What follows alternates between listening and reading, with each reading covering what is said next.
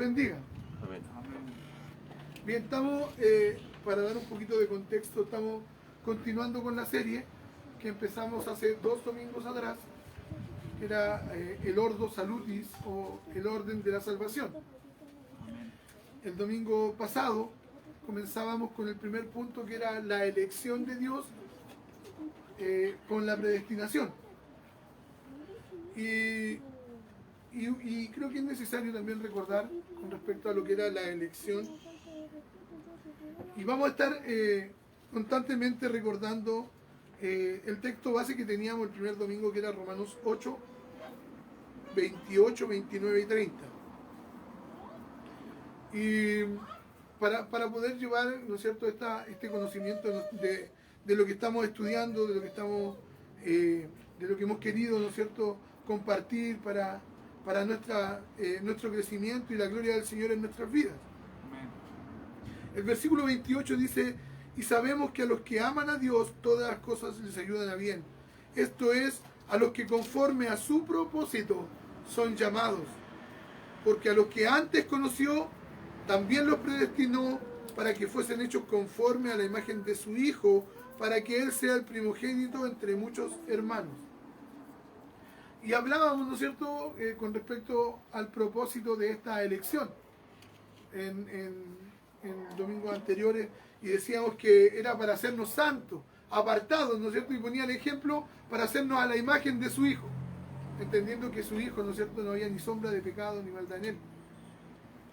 Y resaltábamos una palabra, ¿no es cierto?, o un conjunto de 2 palabras que decía: porque a los que antes conoció, dando a entender que en nosotros no hubo ningún mérito, no hubo ningún acto, no hubo ninguna cosa que el Señor, a pesar de que nos conocía, ¿no es cierto?, y lo que iba a ocurrir después, Él sabía que nosotros no íbamos a buscar al Señor. A pesar de eso, antes nos conoció, quiere decir, antes nos amó y nos escogió, a pesar de nosotros.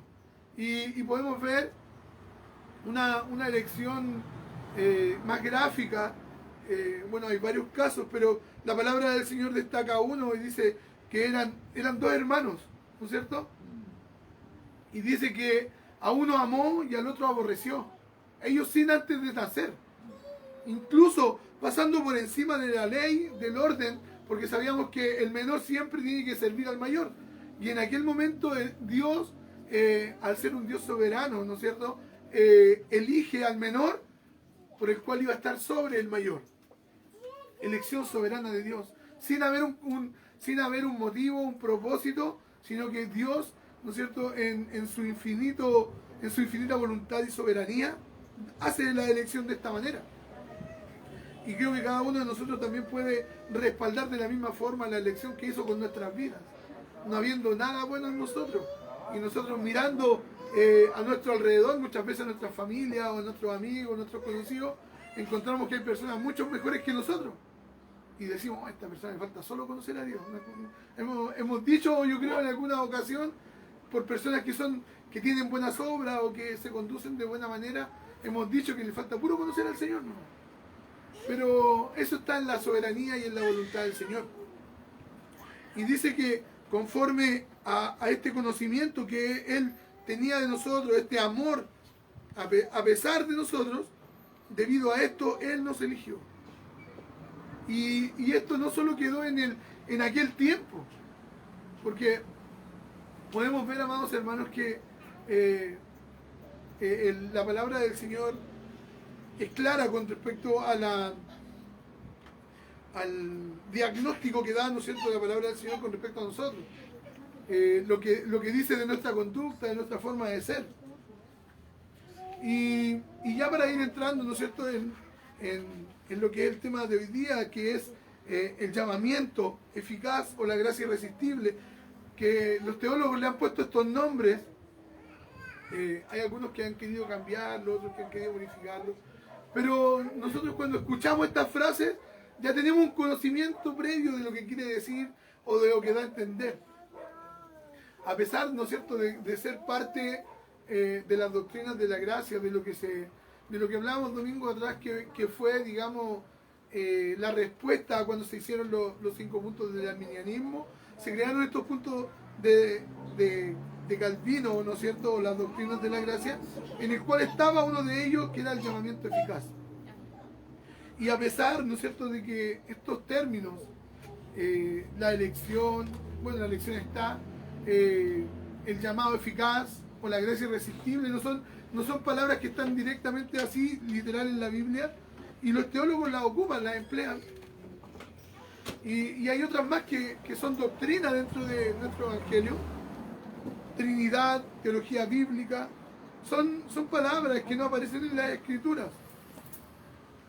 pero en sí mismos son verdades muy profundas y son verdades muy claras para nosotros que al poder ir estudiando de esta forma, ¿no es cierto?, al tratar de involucrarnos en cada una de ellas con estos títulos, van clarificando nuestro conocimiento y nos hacen crecer en la gracia, porque a través de ellas, ¿no es cierto?, nuestro entendimiento va acercándose más a lo que Dios quiere. Y llamado eficaz no es, digamos, la excepción de ello, a pesar de que no está en la Biblia, pero es una frase muy usada en lo que es la teología reformada, en lo que habla con respecto a lo que Dios, a cómo Dios llama, a cómo Dios, ¿no es cierto?, hace esta citación del hombre, de la mujer, y no una citación cualquiera, no es un llamado cualquiera. Uno lo llaman por teléfono, uno ve, ¿no es cierto?, el teléfono, hoy día podemos ver, ¿no es cierto?, la pantalla en nuestro celular, y dice, llama a Pepito de los Palotes, no le voy a contestar, ¿no es cierto?, y no hace caso a ese llamado. O a veces hay un llamado, uno viene, responde, ya. Por ejemplo, Matías es bombero y a veces tiene que acudir a llamados urgentes en momentos menos inesperados. Hay diferentes tipos de llamados, hay diferentes formas. Yo creo que todos hemos pasado, los que hemos trabajado, cuando hemos estado en el trabajo y nos han llamado de la oficina a cualquier cosa. Es un llamado que tenemos que acudir. Nos llama el jefe a cualquier cosa y tenemos que ir. Pero si empezamos, ¿no es cierto?, a distinguir, nuestra vida, tanto secular como cristiana, está involucrada o sumergida dentro de muchos llamados que se realizan. Y uno de estos, que es importante para nosotros hoy día, el cual estamos estudiando hoy, este llamado eficaz, este llamado el cual es imposible rechazar, y algunos también le llaman la gracia irresistible. Y podemos ir entrando, ¿no es cierto?, un poquito en esto. Quizás la elección que veíamos, ¿no es cierto?, el domingo pasado, si bien en la salvación completa del hombre, el ser humano no tiene ninguna relevancia, no participa en nada, ¿no es cierto? ¿Estamos todos de acuerdo con esto, no es cierto? Que el hombre no tiene ninguna participación en la salvación, ¿no es cierto? Pero directamente en la elección menos, porque de hecho la elección dice que se hizo antes de la fundación del mundo, por lo tanto, menos podríamos decir, nosotros teníamos ya parte en la elección y el Señor por eso nos eligió. Pero sin embargo, el llamado se hace de una forma mucho más potente en nuestras vidas y ya va tomando curso, y creo que es necesario volver a decirlo. Todos estos puntos que estamos viendo, todos estos puntos que estamos estudiando, si bien hemos ido definiendo y queremos definirlos todos de forma muy clara, y como lo veníamos hablando, no es para tener un preconocimiento, no es para que nuestro intelecto se llene de sabiduría ni de conocimiento, sino que solamente para que podamos glorificar a Dios de una forma más clara, de una forma más segura, ¿no es cierto? Y Pablo nos invita en Romanos 12:2 a que presentemos un culto racional, ¿no es cierto? Que podamos adorar a Dios con un conocimiento acabado, claro, de las Escrituras. Y así como nuestra vida, ¿no es cierto? La palabra del Señor nos declara, nos dice cuál es nuestra conducta, cuál es nuestra forma de conducirnos sin Dios. Y esto no porque nos levantamos un día y de un día para otro fuimos malos, ¿no es cierto? Sino que esto fue transmitido desde que nuestros primeros padres, en el huerto del Edén, ahí cuando cayó, ¿no es cierto?, y rechazó el mandamiento de Dios, debido a esto, en la naturaleza que en un momento era perfecta, era santa, el cual, ¿no es cierto?, fue hecho Adán, dice la palabra del Señor, a imagen y semejanza de Dios, llega un momento, ¿no es cierto?, en que él cae, él peca, ¿no es cierto? Y podemos irnos dando cuenta que la palabra del Señor, en el mismo Génesis 1, para ir siendo un poquito más claro, 1:27 dice, y creó Dios al hombre a su imagen, a imagen de Dios lo creó, varón y hembra los creó. O sea, podemos ver que en aquel momento el hombre era de una perfección única, era perfecto, era puro. Pero esto fue antes de la caída. Pero cuando ocurre, ¿no es cierto?, la caída, cuando la raza humana es infectada por el germen del pecado y esto es traspasado de generación en generación hasta ahora, quizás la palabra del Señor tampoco lo especifica de esta manera, así tan literal, pero hace una aclaración que también a nosotros nos clarifica cómo fue el cambio, cómo fue la transformación de la caída, que lo que ocurrió en el hombre. Y en Génesis 5, versículo 3 dice, y vivió Adán 130 años y engendró un hijo a su semejanza, conforme a su imagen, y llamó su nombre Set. Ahí ya podemos ver que Adán, siendo el primer hombre, ¿no es cierto?, que había sido creado a imagen de Dios, a semejanza de Dios, ya después con la caída hubo un cambio, ¿no es cierto?, hubo una transformación, que lo que ya engendró Adán ya no fue a imagen de Dios ni a semejanza de Dios, sino que ya estaba siendo una imagen de hombre, una imagen caída. Y ahí podemos, ¿no es cierto?, ya comprender que el germen del pecado ya estaba siendo, ¿no es cierto?, transmitido.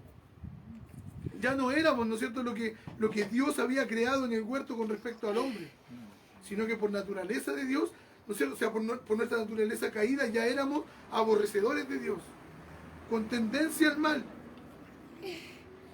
con el deseo siempre de que nosotros seamos nuestros propios dioses. ¿Se acuerdan que esa fue la tentación que se le presentó a la mujer? Le dijo, ¿seréis como Dios? Y eso, ¿no es cierto?, la hizo caer, la hizo pecar. Por lo tanto, desde aquel momento, cuando el pecado empieza a ser morada en el hombre, transmitido por nuestros primeros padres, desde aquel momento hasta estas generaciones nos hemos convertido en ladrones de gloria. Hemos querido siempre ocupar el lugar de Dios, hemos querido siempre y de forma absoluta rechazar la posición de Dios soberano sobre nuestras vidas, tanto en sus designios, ¿no es cierto?, tanto en su predestinación, en su orden, en todo lo que Dios determina. Nosotros siempre hemos estado en la posición de aborrecer a Dios, porque ha sido nuestra naturaleza. Y debido a esto, ¿no es cierto?, es absolutamente imposible que el hombre, por su propia voluntad o por su ocurrencia, ¿no es cierto?, pueda tomar la resolución y decir, ya, yo me cansé de esta vida, yo de hoy día voy a buscar a Dios. Es imposible, porque el hombre nunca va a querer buscar a Dios. El hombre está imposibilitado, está limitado de poder acercarse a Dios, de poder buscar a Dios, de poder amar a Dios, de poder querer a Dios, darle el lugar que le corresponde. El hombre está impedido, no puede. Y esta imposibilidad, esta barrera que está en que el hombre cumpla esto, no está en un impedimento físico, ¿no es cierto? Claramente no está en un impedimento físico, sino que esta prohibición natural en el hombre es moral. Es con respecto a su conocimiento, a su forma de conducta. Esto es moral. Y quiero tomar una ilustración de un pastor que lo encontré muy bueno y creo que va a aclarar harto. Dice que había un rey que viajaba a una ciudad con toda su comitiva, con toda la gente. Era un muy buen rey, un rey tan bueno que amaba a todo el reino. Incluso piense usted que él dejaba su pompa y salía a la ciudad a visitar, a poder conocer, ¿no es cierto?, los problemas, lo que estaba ocurriendo cada lugar. Y a donde iba, cada gobernante de cada lugar donde visitaba el rey, hacía una especie ¿cómo decirlo? Como para poder recibirlo con un auditorio, por decirlo de alguna forma, con sillas, con un escenario para que el rey estuviera en un lugar adecuado. Y en una de estas visitas, en un lugar de esto, había un hombre. Cuando llegó el rey, obviamente, cuando llegó el rey, y al ser un rey muy bueno, todos se pararon. Se paraban a aplaudirle, a adorarle. Pero sin embargo hubo un hombre que no se pudo parar. Y no se paraba. Y el rey mandó a averiguar qué ocurría con este rey, con este hombre que no se había parado. ¿Por qué no se podía parar? Y claro, averiguó y le llegó la respuesta, y este hombre era ¿cómo? Eso mismo. Tenía un impedimento físico que él solo no podía pararse y poder levantar sus manos, ni siquiera podía hablar. El hombre estaba impedido físicamente de poder realizar este acto en el cual él quería. Él quería, porque también había recibido beneficios del rey, había sido amado por el rey, incluso le había otorgado algunos beneficios en base a su vida, al ser, ¿no es cierto?, ciudadano de aquel lugar, pero no podía pararse ni adorarlo. Salieron de ahí, se fueron a otra ciudad, y en otra ciudad lo mismo, se armó un auditorio, un lugar. Entra el rey y toda la gente se para, grita, viva el rey, viva el rey. Pero sin embargo hubo un hombre que no se paró también. Y también mandó el rey a preguntar qué ocurría con aquella persona. A lo mejor el rey quería ayudar, quería apoyar a aquella persona, a lo mejor pensó que podía tener el mismo problema del otro. Pero sin embargo, la otra persona simplemente odiaba al rey. Simplemente lo odiaba, estaba ahí porque era la formalidad que tenía que estar, si no lo podían sancionar. Fue y estaba sentado, y cuando todos se paraban, él no se paró. Y para agregar más, ¿no es cierto?, impedimento a este hombre que no quería ponerse en pie, dijo también que se sentía muy cómodo en su silla en la cual estaba y no quería levantarse a adorar al rey. Y aquí, ¿no es cierto?, en esta ilustración que daba este pastor, y yo la encontraba muy buena, dije, yo la voy a copiar para compartirla con los hermanos, daba a entender, ¿no es cierto?, los dos impedimentos que podría ocurrir, ¿no es cierto?, en la adoración a este rey. Una era física y la otra era moral. El hombre simplemente no quería adorar al rey. Y agregando más, no lo quería, y también se sentía cómodo en su posición que estaba, en la cual no quería dejar. Por lo tanto, podemos entender que el impedimento moral que tenía este hombre era lo que había, ¿no es cierto?, lo que estaba trayendo mayor dolor, mayor angustia en la vida de este mismo ser, porque no podía disfrutar de la benevolencia de este rey. Porque este rey quería ser bueno, quería tener un buen pasar toda la ciudadanía con él. Y en base a esto, creo que podríamos hacernos una pregunta, y quiero que cada uno de nosotros podamos responder. Este hombre, el cual moralmente no se podía poner de pie, moralmente no se podía poner, tenía un impedimento moral, no se podía poner de pie. Él, ¿qué necesitaba para ponerse de pie? ¿Que alguien lo tomara, lo apoyara y lo levantara?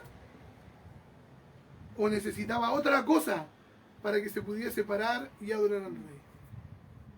Necesitaba otra cosa. No necesitaba ayuda para ponerse de pie, como la persona que estaba tetrapléjica.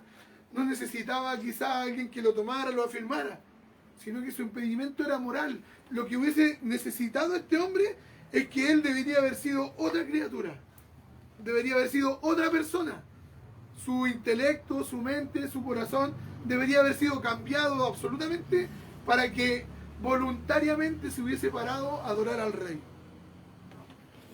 Y esto mismo es lo que ha ocurrido con nosotros desde que hemos, ¿no es cierto?, salido desde el vientre de nuestra madre hasta cuando Cristo ha hecho ese cambio en nosotros.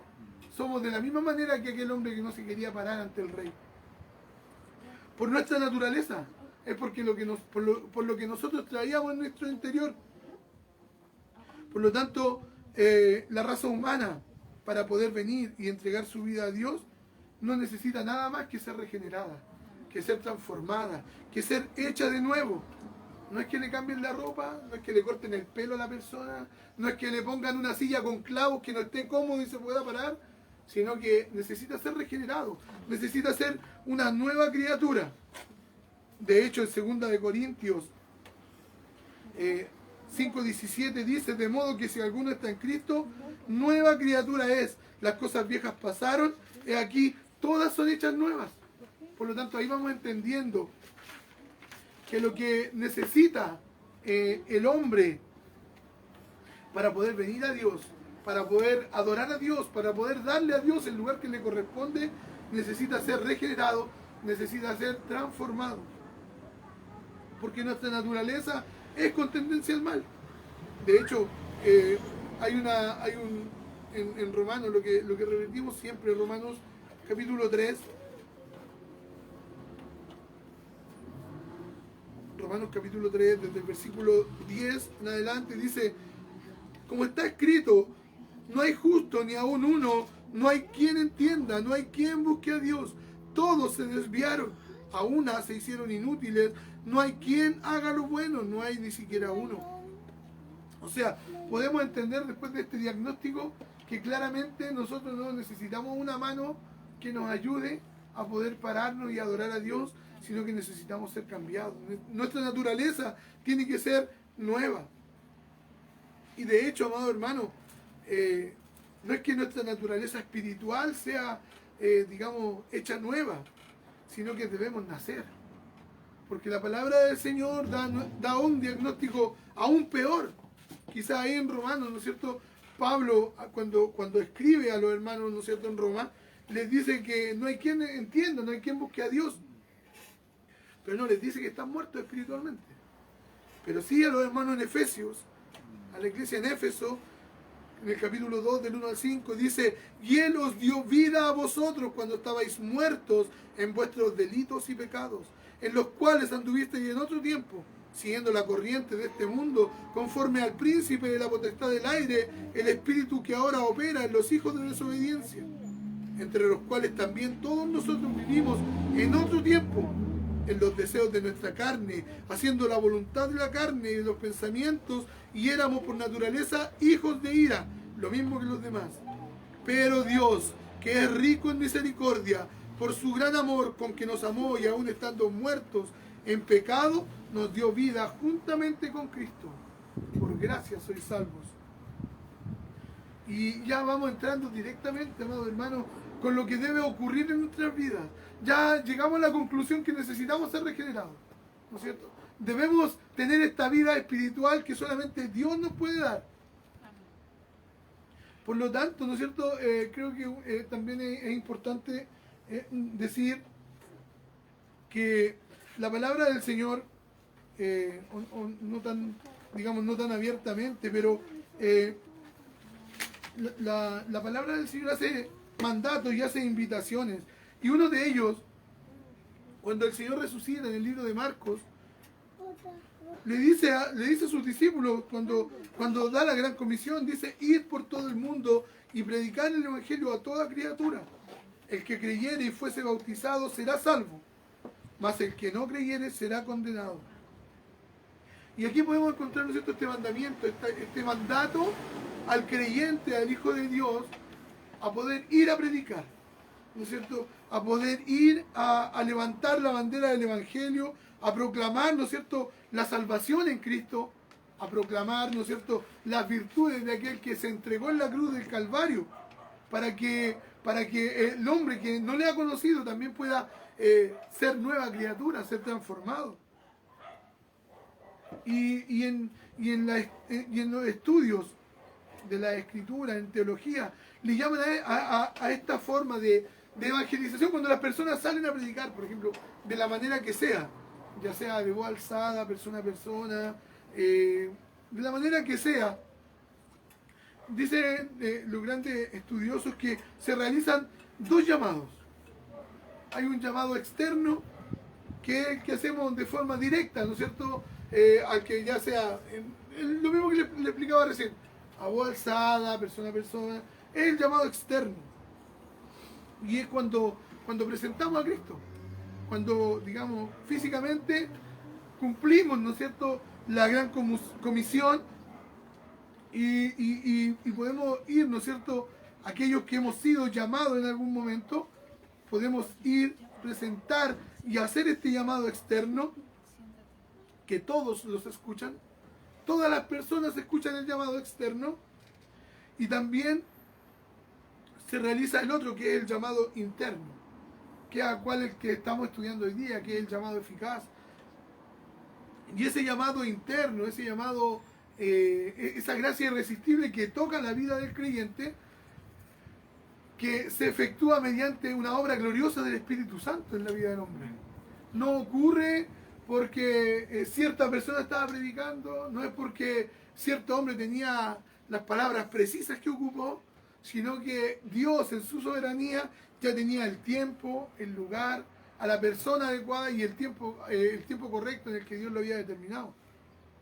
Es decir, ¿no es cierto?, el escogido estaba destinado para aquella hora recibir el llamado interno y poder ser transformado, poder ser regenerado. Y este llamado externo, ¿no es cierto?, es producido por cada uno de nosotros, es realizado por cada uno de los creyentes. Y el interno es directamente relacionado por el poder y la obra gloriosa del Espíritu Santo en nuestras vidas. Y este llamado interno, ya estos dos llamados, si bien son claros, ¿no es cierto?, de definir y de entender, son claros. Y para nosotros que hoy día hemos sido transformados y hemos sido regenerados, comprendemos claramente que el llamado, nosotros los que hemos sido transformados, escuchamos los dos llamados, ¿no es cierto? Los dos llamados, los que hemos sido transformados, los que hemos sido regenerados, hemos recibido los dos llamados. Primero hemos escuchado el Evangelio, ¿no es cierto? Y asimismo hemos podido recibir ese llamado interno con el que Dios empieza a regenerar nuestra vida. El llamado interno y realizado por el Espíritu Santo nunca deja quieto ni nunca termina su proceso en el creyente. Continúa constantemente. De hecho, a los que realiza el llamamiento interno, no es, digamos así, no es a todo el mundo, sino es a los que Él ha determinado hacerlos salvos por medio de la obra de Cristo en la cruz del Calvario. Esto es a los que han sido escogidos, esto es a los que predestinó desde antes de la fundación del mundo. Y el Espíritu Santo de Dios no está en dependencia, ni necesita apoyo, ni necesita ayuda.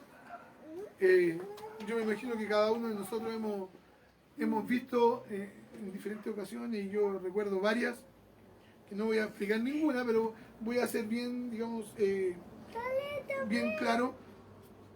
He participado en muchas campañas evangelísticas y he visto muchas, y he podido darme cuenta que la exposición de la palabra ha sido casi un cuarto de tiempo de lo que toma el llamado externo del evangelista que hace la campaña, haciendo invitación y diciendo ven y ven y ven, y ahondan tanto y pierden tanto tiempo en este llamado, siendo que el poder de transformación, el llamado interno en los escogidos, lo realiza el Espíritu Santo por medio de la palabra de Dios. El llamado interno del Espíritu Santo no se realiza en un vacío, no trabaja en el aire, sino que trabaja con el respaldo directo de la palabra viva dada por Dios a nosotros. Y este llamamiento del Espíritu, este llamamiento eficaz a nuestras vidas, realiza en nosotros una regeneración que cambia nuestra voluntad. Ya dejamos de estar sentados y no nos queremos parar, ¿no es cierto? Ya empezamos a pensar y ya vemos la opción de poder pararnos a adorar a aquel Rey. Porque nuestra conducta, nuestra mente, nuestro interior ya está siendo regenerado. La gracia irresistible trabaja en nuestras vidas, quebrantando nuestra voluntad, no violando nuestra voluntad, que muchas veces esto se confunde.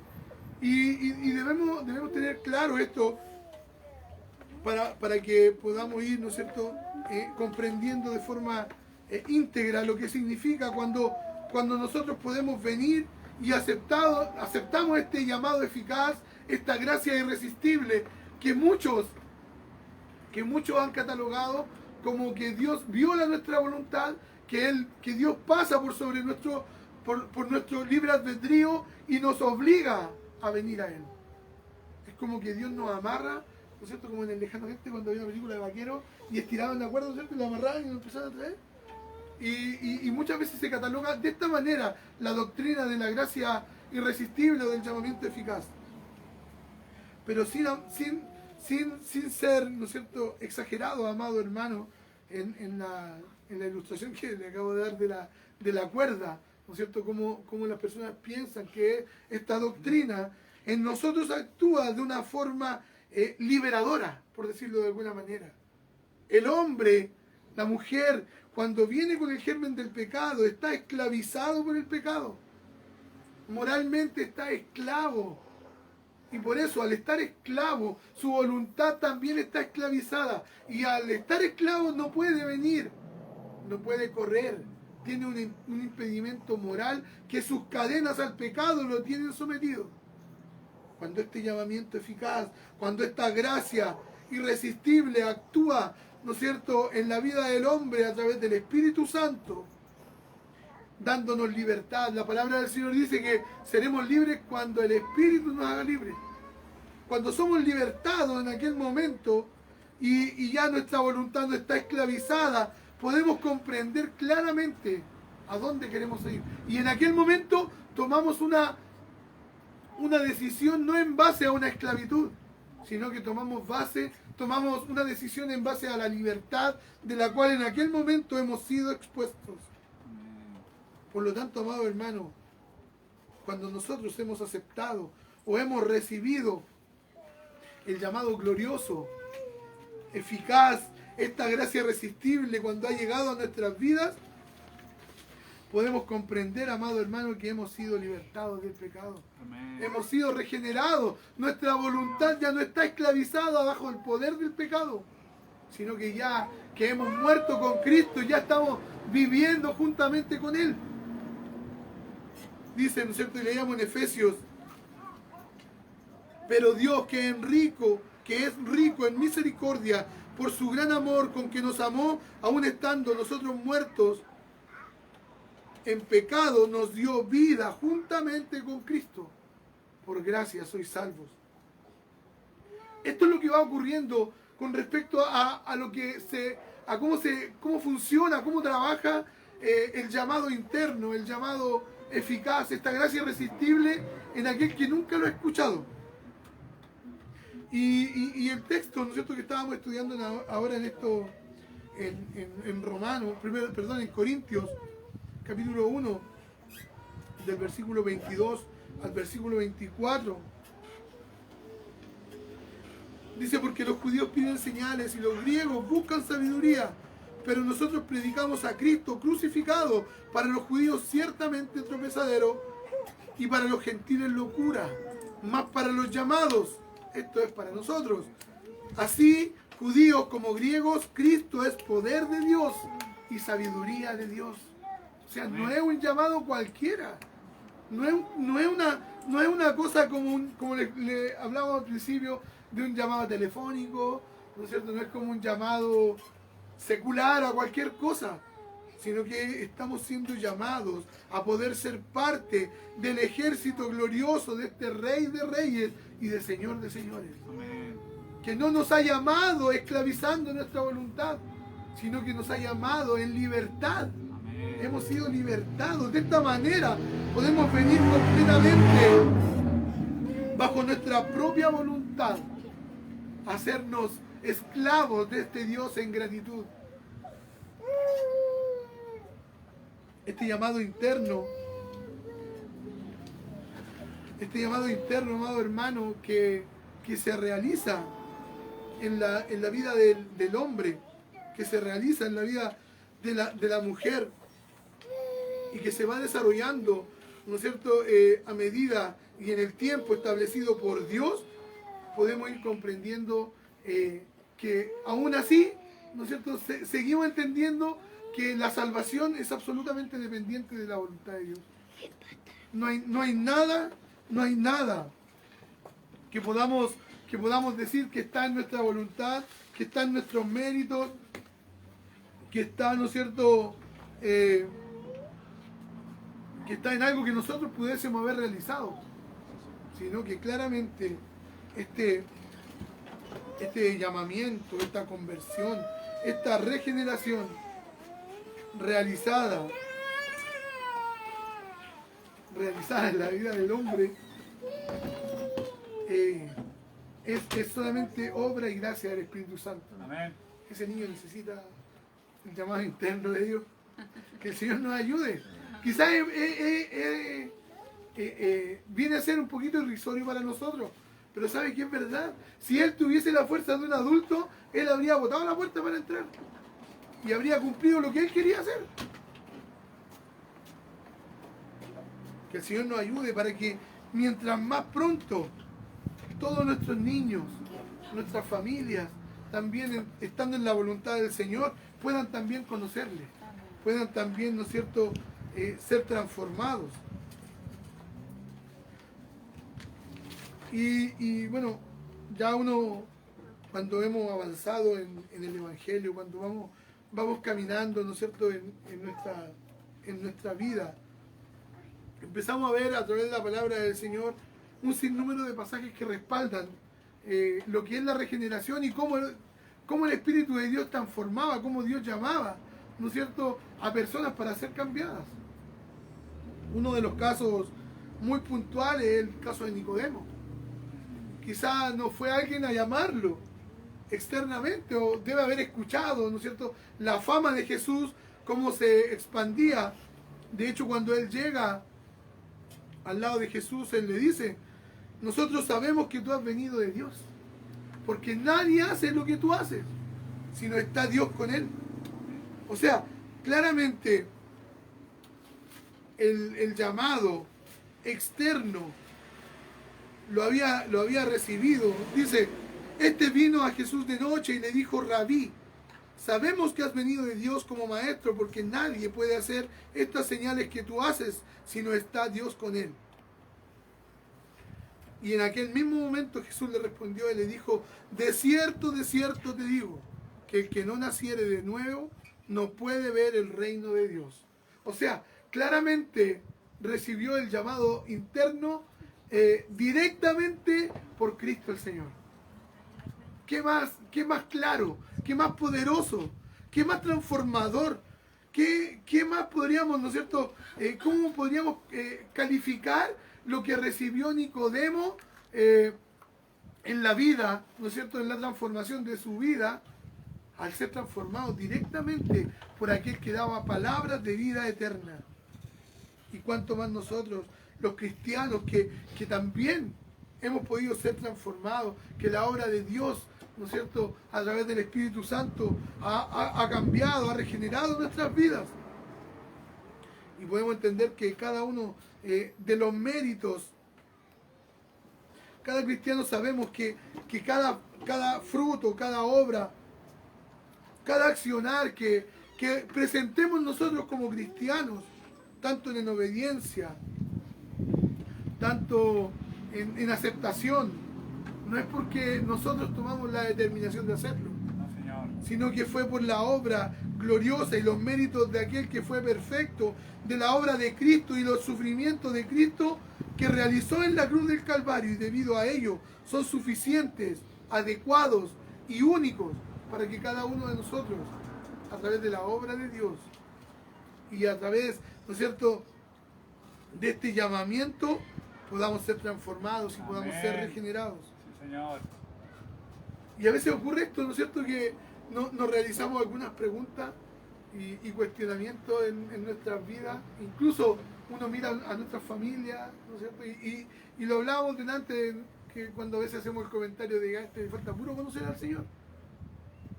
¿Por qué pasa esto? ¿Por qué algunos se salvan? ¿Por qué otros se pierden? ¿Por qué cuando todos, ¿no es cierto?, en la misma posición reciben, ¿no es cierto?, el llamado y otros no? Ahí podemos ir comprendiendo la voluntad soberana de nuestro Dios.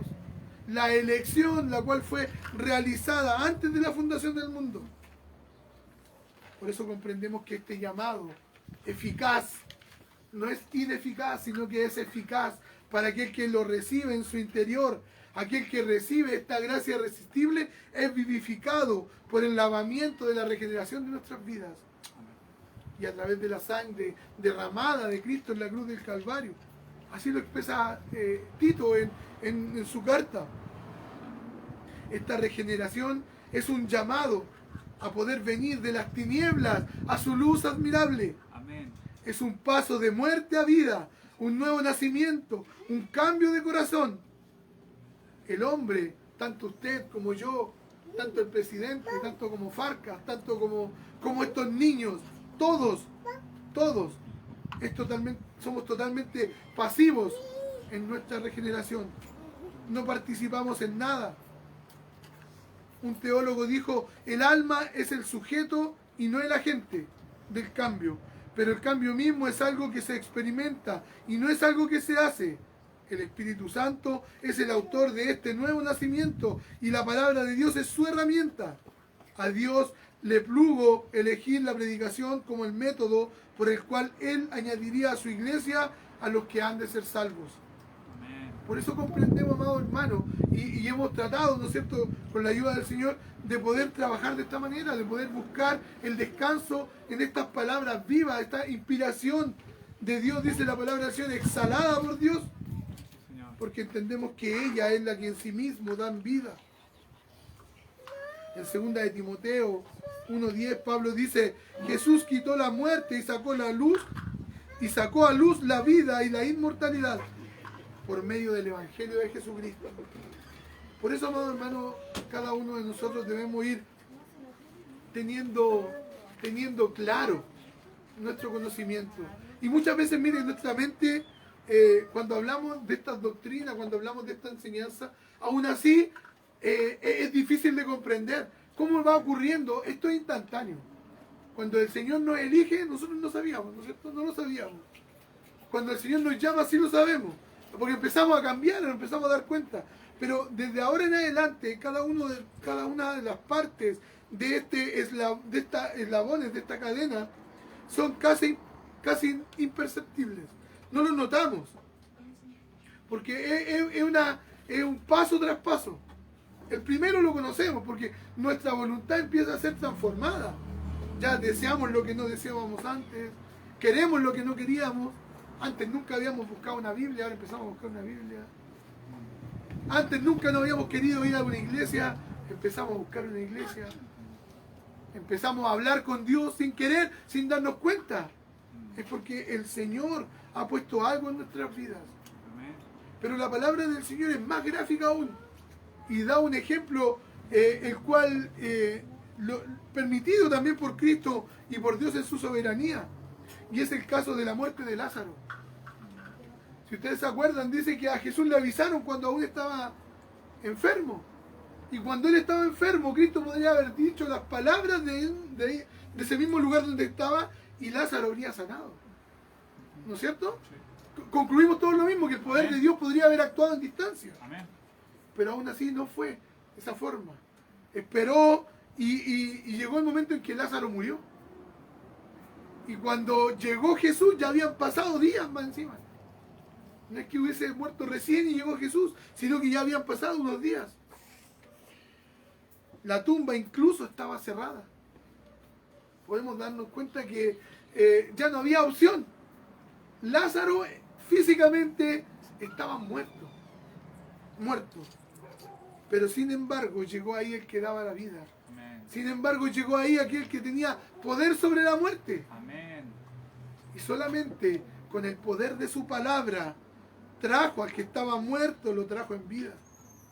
Solamente con el poder de su palabra.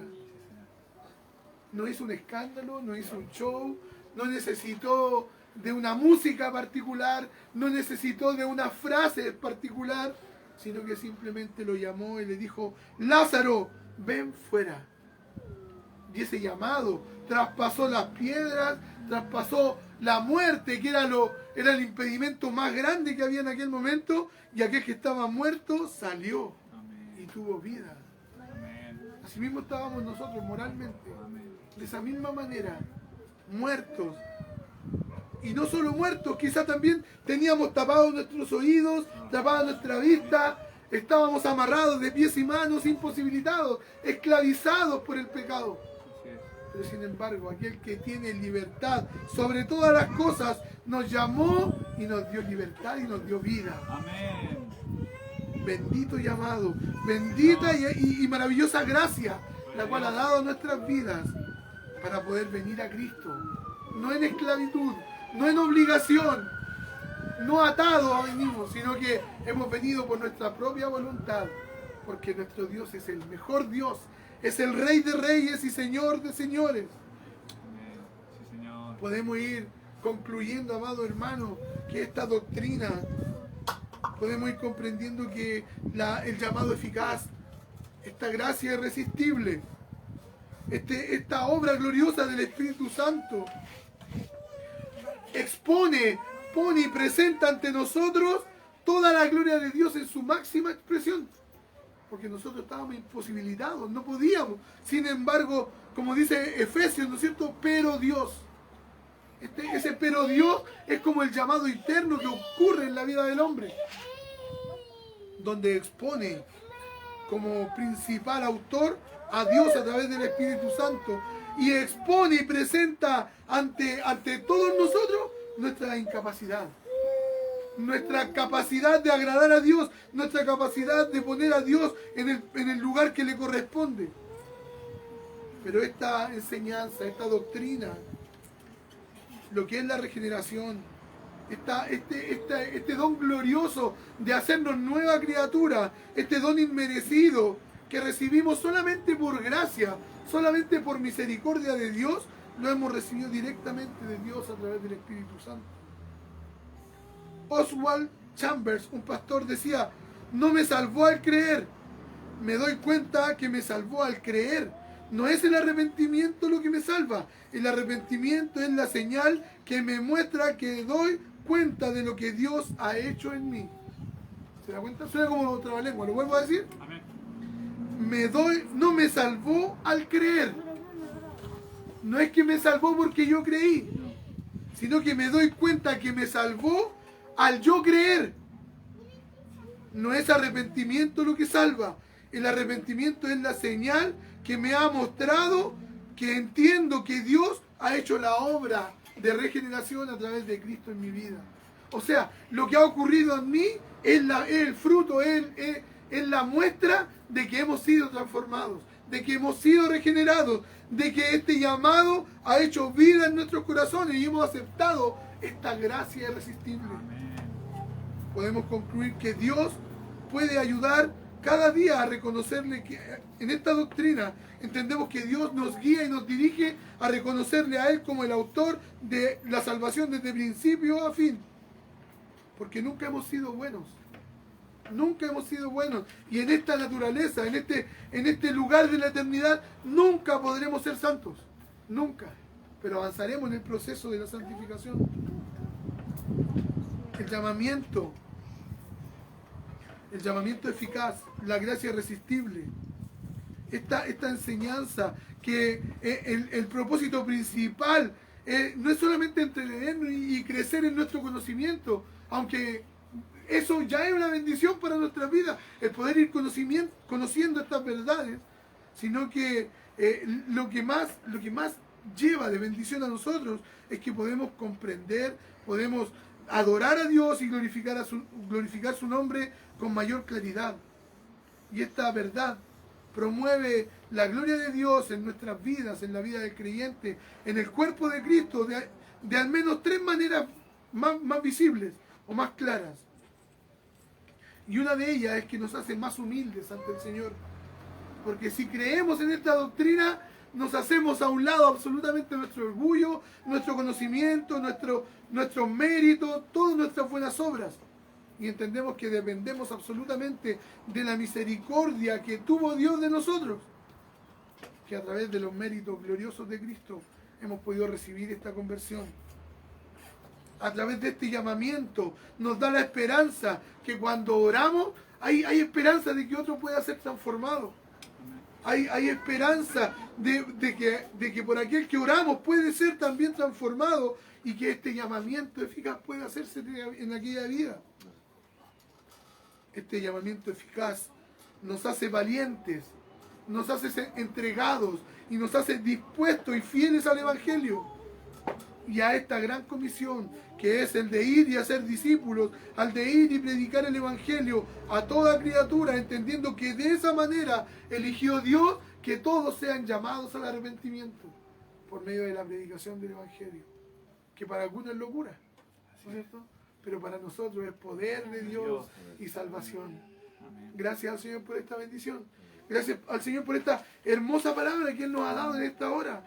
Que el Señor pueda ir abriendo nuestro entendimiento. Que pueda Él hacer crecer el deseo, este apetito de poder ir conociendo día a día más al Señor a través de la Escritura. Que el Señor nos bendiga y oramos ante Él. Amantísimo Dios.